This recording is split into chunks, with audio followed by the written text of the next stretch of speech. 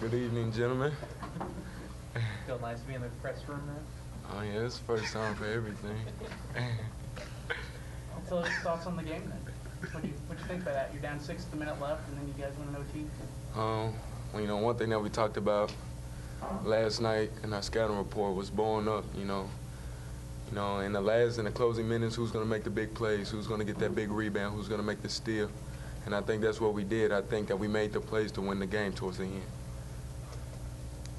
Had a pretty big block from Markel down the stretch. How did that make up over the team as far as him making that block and then going down and making the next shot?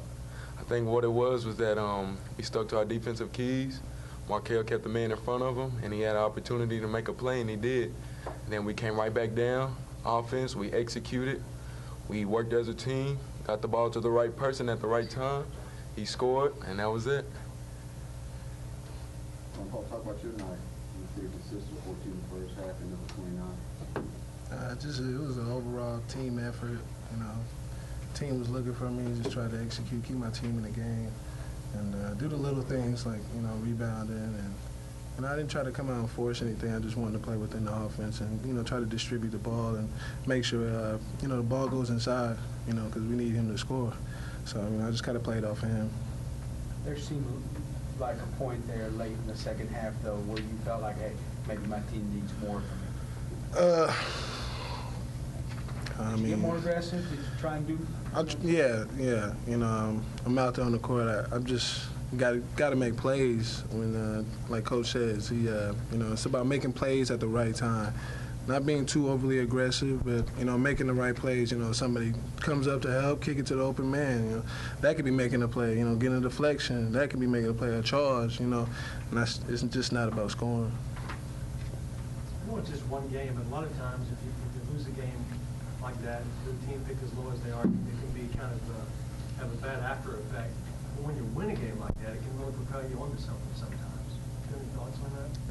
I think it was a good win. That was a really good team, a great point guard, and I think they really shot the ball really well. And even though they picked last in the league or whatever, this league will bite you. The bottom teams all the way from the top teams is solid, good teams.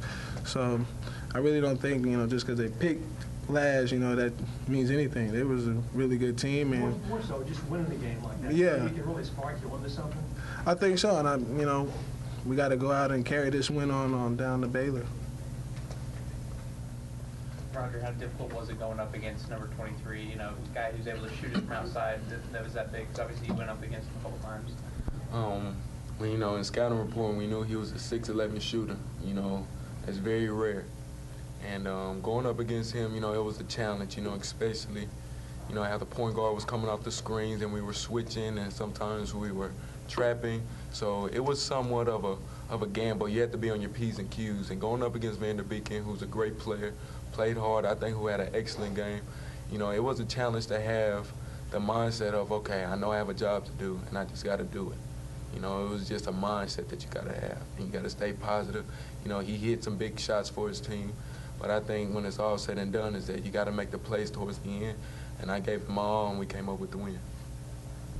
Well, we'll talk about your guys' lack of three-point shooting. Obviously, it was Keaton's three at the end that forced overtime. How big of a shot was that from him? That was really big. He stepped up and hit a shot that he hits consistently every day in practice, actually.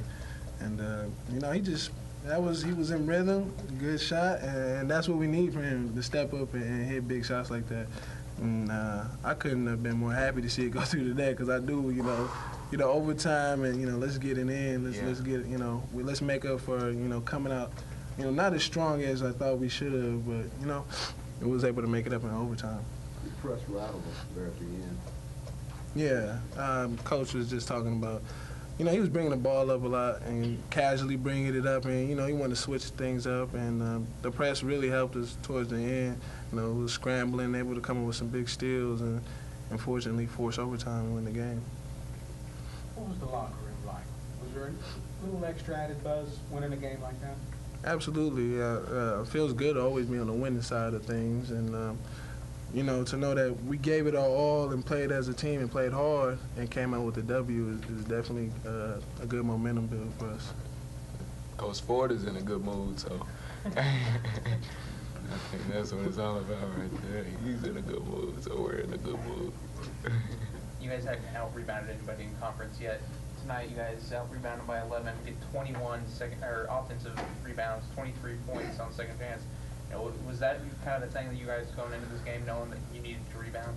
Right. You know, one thing that we've been talking about for a long time is that, you know, our bigs and even some of our guards, like how JP was doing, you know, getting in there and offensive rebounding. You know, we know that we're somewhat of a small team, but we know that we have the mindset to go in and crash the glass. We know that we can get the big-time rebounds. You know, even though we've been out-rebounded, you know, in the past other 3 conference games, you know, we let the past be the past. That's one thing that Coach Ward was talking about. Leave the past in the past, live in the present, and prepare for the future. So that's exactly what we did. Anything else?